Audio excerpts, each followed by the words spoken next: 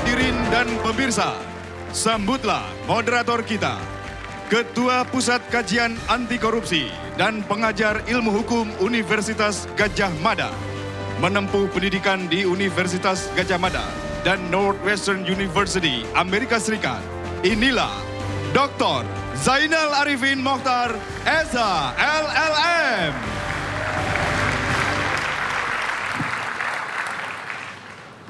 Selamat malam para hadirin dan pemirsa sekalian.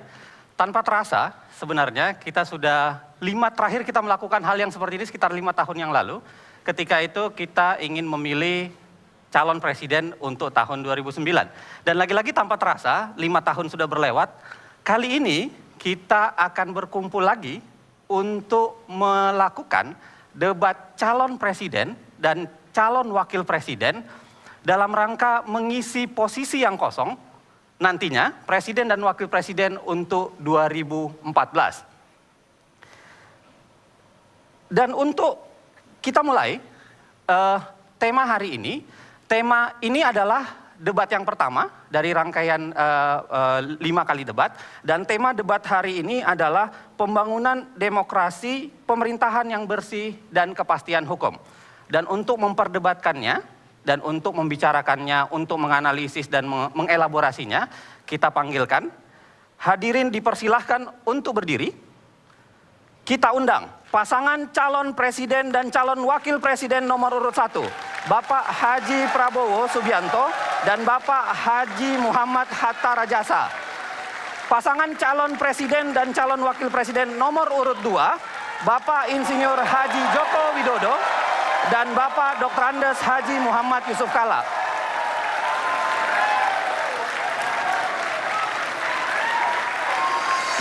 Kita undang, hadirin kita sambut dengan hangat calon presiden dan calon wakil presiden Republik Indonesia.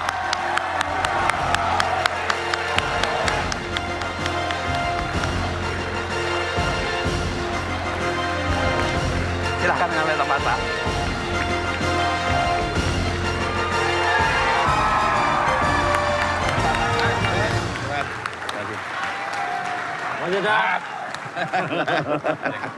Aman. Silahkan mengambil tempat. Tempat dulu.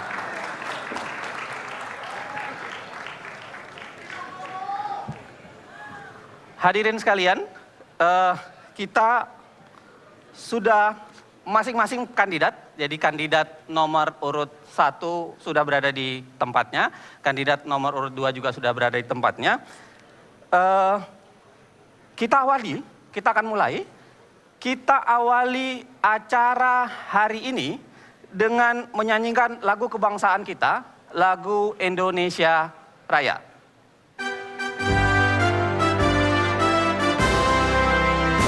Indonesia tanah airku, tanah tumpah darahku, di sanalah aku berdiri jadi pandu hidupku. Indonesia kebangsaanku, bangsa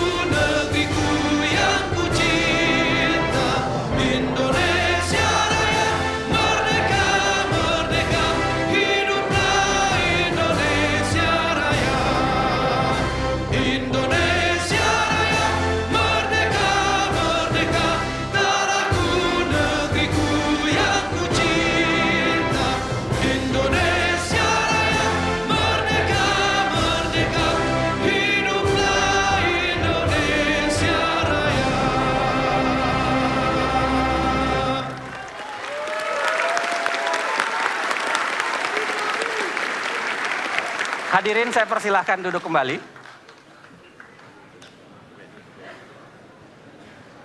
Pemirsa dan hadirin sekalian, kita akan mulai debat kali ini.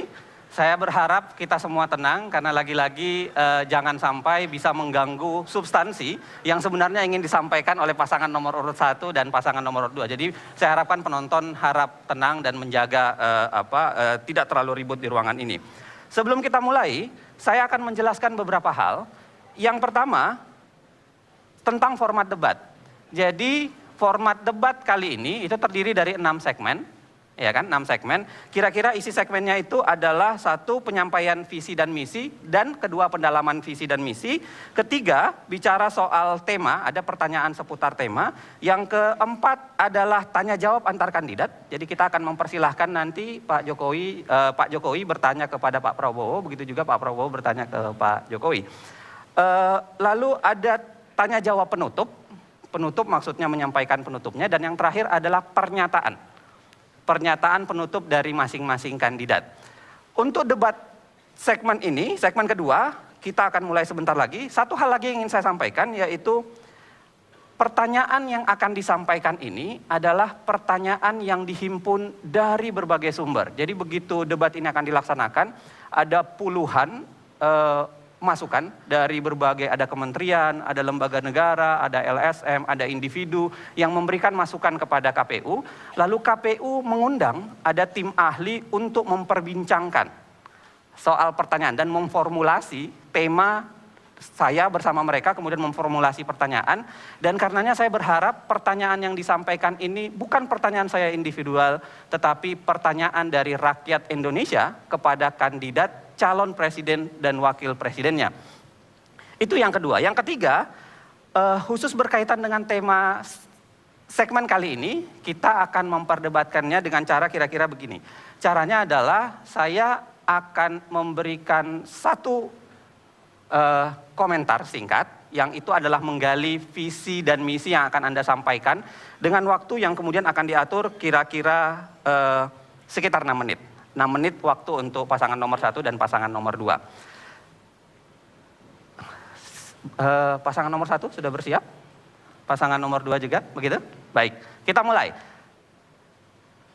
Kami rakyat Indonesia ingin tahu, apa pandangan Anda tentang agenda yang Anda anggap paling penting, paling utama, dan paling menjadi unggulan untuk dilaksanakan dalam kaitan dengan tema kita hari ini, yaitu pembangunan demokrasi, pemerintahan yang bersih, dan negara hukum. Saya mulai dari pasangan calon nomor urut 1. Ada waktu 6 menit untuk Pak Prabowo dan Hatta Rajasa. Saya persilahkan, kita mulai dari sekarang. Terima kasih. Bismillahirrahmanirrahim. Assalamualaikum warahmatullahi wabarakatuh.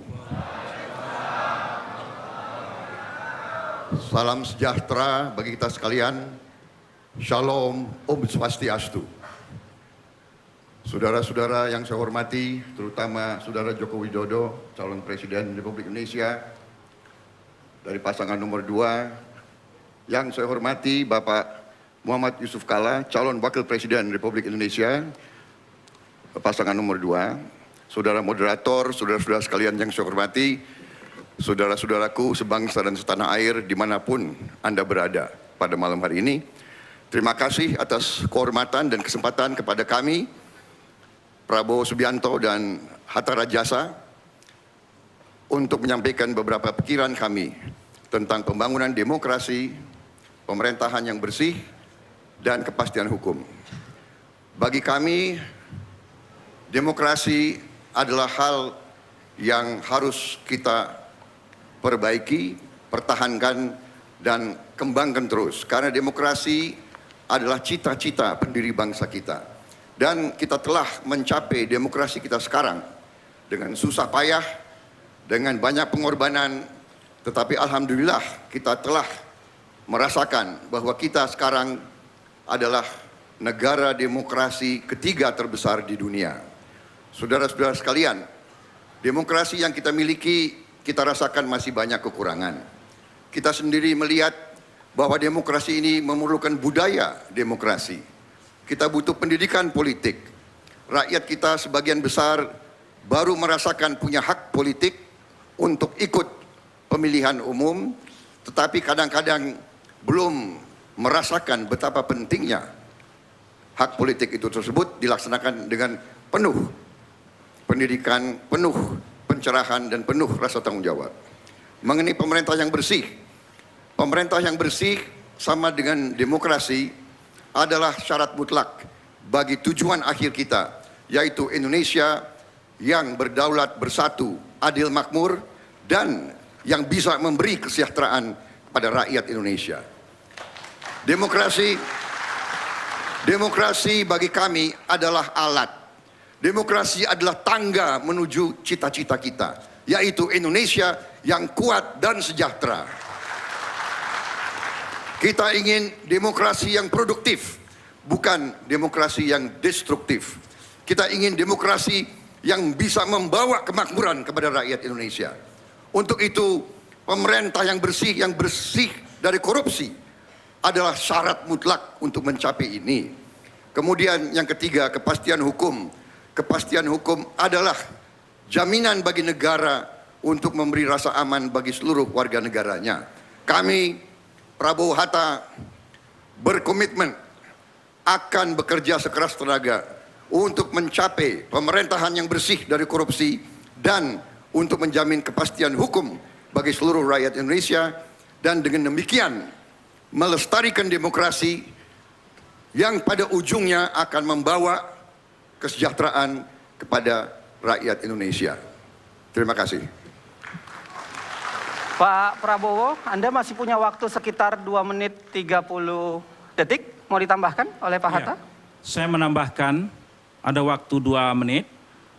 Kepastian hukum juga harus memberikan jaminan terhadap penghapusan diskriminasi dalam berbagai bentuk, dalam bentuk apapun, dan harus memberikan penghormatan, pemenuhan, dan penegakan atas hukum dan pengakuan atas hak asasi manusia.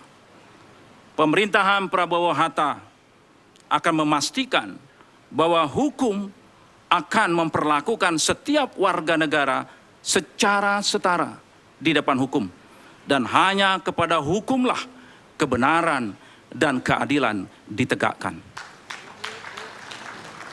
Untuk demokrasi, kami menambahkan sedikit.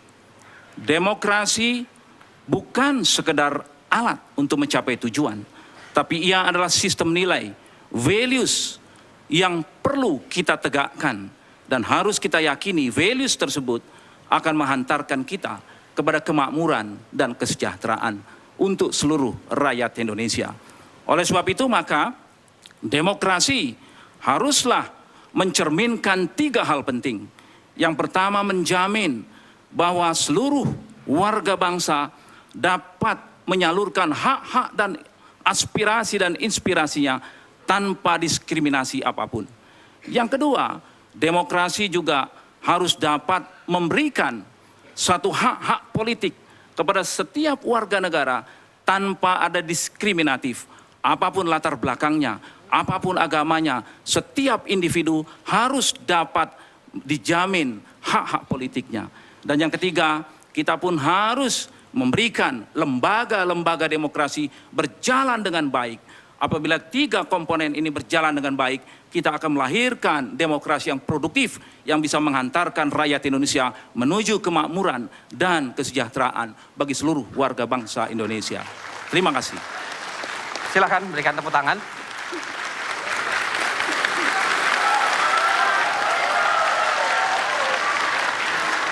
Bapak Ibu sekalian, lagi-lagi saya ingatkan, tolong jangan bertepuk tangan ketika sedang di tengah para kandidat sedang berbicara, karena kami semua khawatir, karena bukan hanya Anda yang berada di ruangan ini, pemirsa yang ada di seluruh pelosok negeri juga mau mendengarkan sesungguhnya, dan jangan sampai tepuk tangan Anda itu malah mengurangi substansi yang ingin beliau-beliau ini sampaikan. Jadi saya mohon, nanti kemudian insya Allah saya akan persilahkan Anda untuk bertepuk tangan selalu di akhir ketika pembicaraan sudah selesai. Begitu ya, saya minta kesepakatan Anda sekali lagi. Kali ini saya serahkan kepada pasangan calon nomor urut 2, Pak Jokowi dan Yusuf Kalla, pertanyaan yang sama, apa yang paling utama, agenda yang paling penting dan yang paling Anda ingin sampaikan kepada seluruh negeri yang menyaksikan Anda. Saya persilahkan 6 menit jatah untuk Anda, mulai dari sekarang. Assalamualaikum warahmatullahi wabarakatuh. Selamat malam, salam sejahtera bagi kita semua. Yang saya hormati Bapak Prabowo Subianto, yang saya hormati Bapak Hatta Rajasa, Ibu Bapak sekalian, saudara-saudara sekalian, saudara-saudaraku sebangsa dan setanah air. Republik ini adalah milik kita semuanya. Harapan rakyat ingin hidup lebih baik, ingin lebih sejahtera. Demokrasi menurut kami adalah mendengar suara rakyat dan melaksanakannya. Oleh sebab itu, kenapa setiap hari kami datang ke kampung-kampung, datang ke pasar-pasar, datang ke bantaran sungai, datang ke petani, datang ke tempat pelelangan ikan, karena kami ingin mendengar suara rakyat. Dengan cara apa? Dengan cara dialog. Pak JK, saya kira sudah banyak menyelesaikan konflik dengan cara dialog. Untuk musyawarah, untuk sebuah kemanfaatan bagi rakyat banyak. Penyelesaian Tanah Abang, Waduk Pluit juga kita selesaikan dengan cara dialog. Bermusyawarah, mengundang makan, mengajak musyawarah, mengundang makan, mengajak musyawarah, kemudian menemukan manfaat bagi perpindahan itu. Kemudian yang kedua, pemerintahan yang bersih. Pemerintahan yang bersih bisa dilakukan apabila ada 2 hal. Pembangunan sistem. Sistem yang seperti apa? Telah kita lakukan dan telah kita buktikan, baik waktu kami jadi wali kota maupun jadi gubernur. E-budgeting, e-procurement, e-purchasing, e-katalog, e-audit, pajak online, IMB online, cara-cara seperti itulah yang saya kira kita perlukan dan bisa dinasionalkan. Semua daerah bisa, nasional bisa melakukan ini. Apabila Jokowi dan JK diberi amanah oleh rakyat untuk memegang pemerintahan ini. Yang kedua, setelah pembangunan sistem adalah pola rekrutmen yang benar. Dengan cara apa? Dengan seleksi dan promosi terbuka. Semua terseleksi dengan baik. Sehingga yang memegang pimpinan-pimpinan, baik di kementerian, baik di kedirjenan, baik di lembaga-lembaga, juga melalui sebuah pola rekrutmen, promosi, dan seleksi yang terbuka. Tidak karena kedekatan, tidak karena senang dan tidak senang. Untuk selanjutnya, saya persilakan Bapak Yusuf Kalla. Terima kasih Bapak Jokowi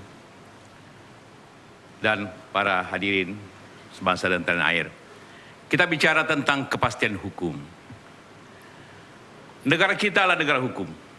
Itu bunyi pasal 1 Undang-Undang Dasar 45. Artinya siapapun di antara kita harus taat dan memastikan bahwa semua orang memenuhi aturan dan ketentuan hukum. Salah satu syarat tentang kepastian hukum ialah kita menghormati sesama manusia. Kita harus melaksanakan hak-hak asasi manusia. Karena manusialah yang diperlakukan kepastian hukum itu. Tanpa penghormatan, tanpa pelaksanaan hak asasi manusia, tidak ada di antara kita yang dapat melaksanakan kepastian hukum itu dengan benar. Karena itulah, maka pelaksanaan hukum harus dilaksanakan dengan benar dan sesuai aturan yang ada. Banyak hal beberapa hal pokok untuk melaksanakan ketentuan kepastian hukum itu. Pertama, hukum yang memang sesuai dan merupakan ketentuan yang dapat kita terima secara umum. Kedua, ketauladanan. Tidak mungkin hukum itu dapat dilaksanakan tanpa ketauladanan daripada kita semua, khususnya para pemimpin. Jadi para pemimpin apabila ingin melaksanakan hukum, pemimpinnya terlebih dahulu melaksanakan hukum dengan betul. Apabila pemimpinnya ingin melaksanakan dasar hukum itu hak asasi manusia, maka pemimpin itu pula harus taat kepada hak asasi manusia. Tidak mungkin sebaliknya. Itu yang pokok untuk bagi kita semua. Kedua, tentu pemahaman rakyat kepada hukum itu sendiri dan ketaatannya kepada institusi. Sekarang ini masyarakat berkurang trustnya kepada institusi hukum. Karena itu institusi hukum harus kita perkuat dengan baik. KPK sebagai unsur yang kuat untuk menjaga negara dari korupsi harus diperkuat. Jangan penyidiknya hanya 60 dan sebagainya. Harus diperkuat stafnya, harus diperkuat disiplinnya, harus diperkuat anggarannya. Begitu juga unsur hukum penegak hukum yang lain, polisi, jaksa harus sinkron dengan semua itu. Tanpa polisi, jaksa yang kuat, tidak mungkin kita menetapkan kepastian hukum. DPR yang baik, yang harus menata hukum itu, harus menjalankan dengan sebaik-baiknya. Jadi, unsur yang sangat penting ialah hukum itu sendiri yang dibuat oleh DPR dan lembaga hukum yang lain. Pelaksanaannya, kita sendiri, pemimpinnya yang melaksanakan hak-hak manusia untuk menjalankan hukum itu. Apabila itu semua, demokrasi akan berjalan, pemerintah yang baik akan berjalan, akan bersih-bersih, pemerintah yang bersih akan efektif berjalan melayani seluruh masyarakat bangsa ini. Itulah cita-cita kita berbangsa, melaksanakan semua ini untuk kemakmuran dan kesejahteraan kita semua. Terima kasih.